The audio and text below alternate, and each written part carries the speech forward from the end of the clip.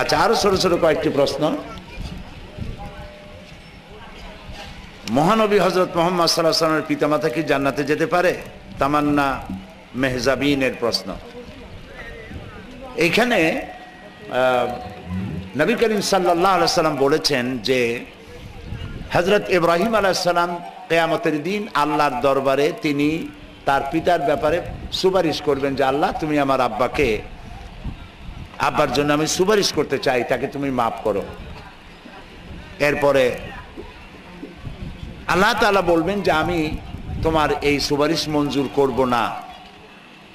তারপরে সাহাবায়ে কেরাম নবী করিম সাল্লাল্লাহু আলাইহি ওয়াসাল্লামকে জিজ্ঞেস করলেন, আপনার মাতা পিতার অবস্থা কি হবে হে রাসূল? তিনি জবাবে বললেন, আমি কিয়ামতে আমার মা বাপের কোনো উপকারে আসব না।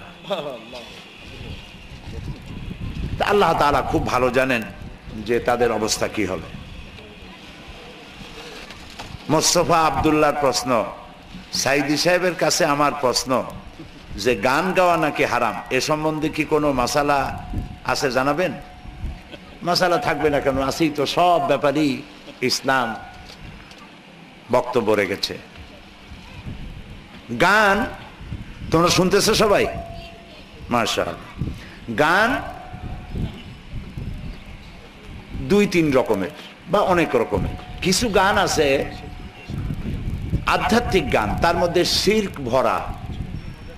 কিছু গান আছে অশ্লীল, আর কিছু গান আছে ভালো। এই গানগুলি যদি, অশ্লীল গান শোনা যাবে না, শিরক মিশ্রিত গান শোনা যাবে না, আর যে গানের সাথে মিউজিক আছে সেগুলোও শোনা যাবে না।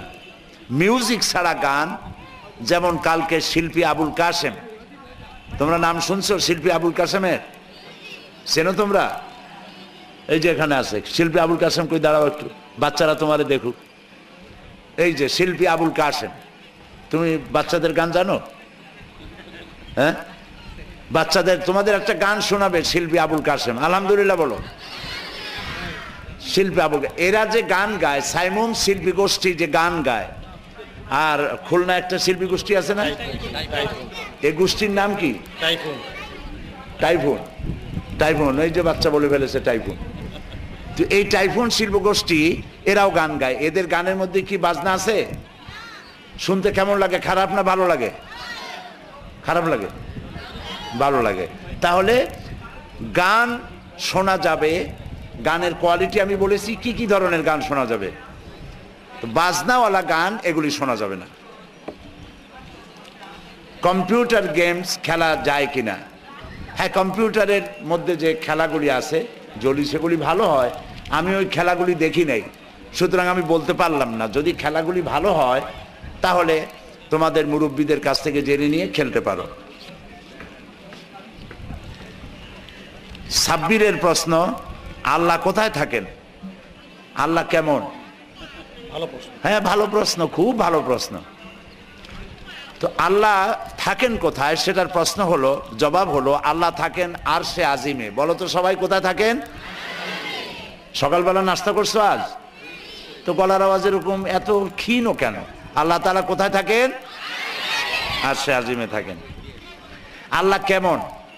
এ প্রশ্নের জবাব হচ্ছে আল্লাহর যেমন হওয়া উচিত আল্লাহ তেমন। বুঝেছো জবাব?